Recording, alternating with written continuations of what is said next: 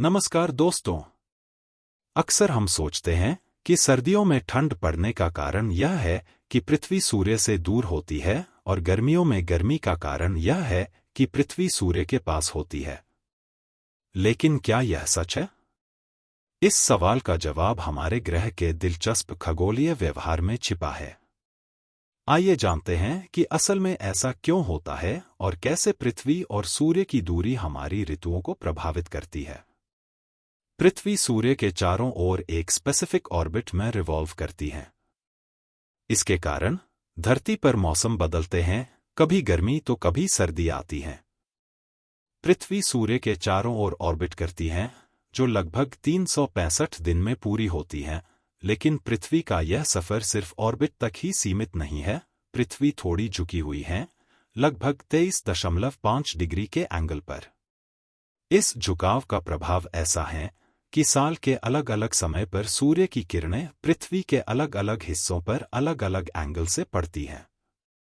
समय पर, जो लगभग 21 जून के आसपास आता है, पृथ्वी का नॉर्थ पोल की ओर झुका होता है।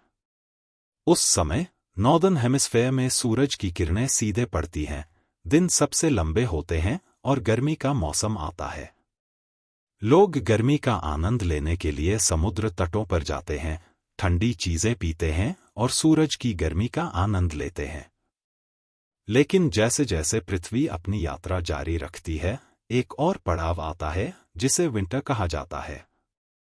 यह लगभग 21 दिसंबर के आसपास होता है, जब नॉर्थ पोल सूर्य से सबसे दूर होता है। उस समय नॉर्दर्न हेमिस्फेयर सूरज की किरणें सीधी नहीं पड़ती हैं, तब दिन छोटे होते हैं और रातें लंबी। ठंड का मौसम आता है, लोग गर्म कपड़े पहनते हैं, आग के पास बैठते हैं और गर्म पेय पदार्थों का आनंद लेते हैं। इसके बाद आता है स्प्रिंग, जो लगभग 21 मार्च के आसपास होता है। यह समय वह होता है जब पृथ्वी का झुकाव ऐसा होता है कि दोनों हेमिस्फेयर को बराबर मात्रा में सूर्य की रोशनी मिलती है। नॉर्थ पोल में इस समय स्प्रिंग का आगमन होता है, जबकि साउथ पोल में ऑटमनल फॉल की शुरुआत होती है।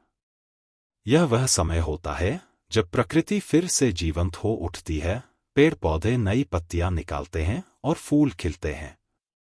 अंत में आता है फॉल, जो लगभग 21 सितंबर के आसपास होता है। इस समय भी पृथ्वी का झुकाव ऐसा होता है कि दोनों हेमिस्फेयर को समान मात्रा में सूर्य की रोशनी मिलती है। नॉर्थ पोल में फॉल का आगमन होता है, जबकि साउथ पोल में स्प्रिंग का। लोग अपने गर्म कपड़ों को तैयार करते हैं और फसलों की कटाई का समय आता है। लेकिन यह सब कुछ नहीं है। इस पूरी यात्रा के दौरान वायुमंडल और महासागर भी गर्मी और ठंड को रिफ्लेक्ट करने में मदद करते हैं। गर्म हवा और पानी की धाराएं पोल्स की ओर जाती हैं, जबकि ठंडी हवा और पानी भूमध्य रेखा की ओर।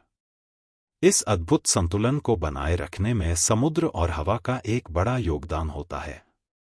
अल्बीडो इफेक्ट भी महत्वपूर्ण भूमिका निभाता है।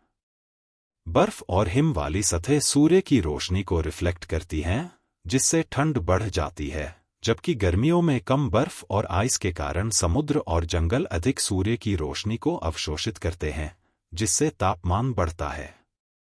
पृथ्वी का यह अद्भुत प्रक्रिया हर साल दोहराई जाती है।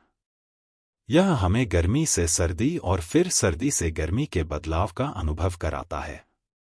इस प्रक्रिया से पृथ्वी पर जीवन को विविधता और ताजगी मिलती है।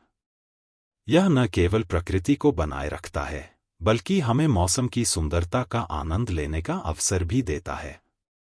इस तरह पृथ्वी और सूर्य का यह डिस्टेंस हमें सिखाता है कि कैसे प्रकृति का हर पहलू आपस में जुड़ा हुआ है और यह कभी नहीं रुकता। यह अनोखा चक्र हमारे जीवन को रंगीन और जीवंत बनाता है।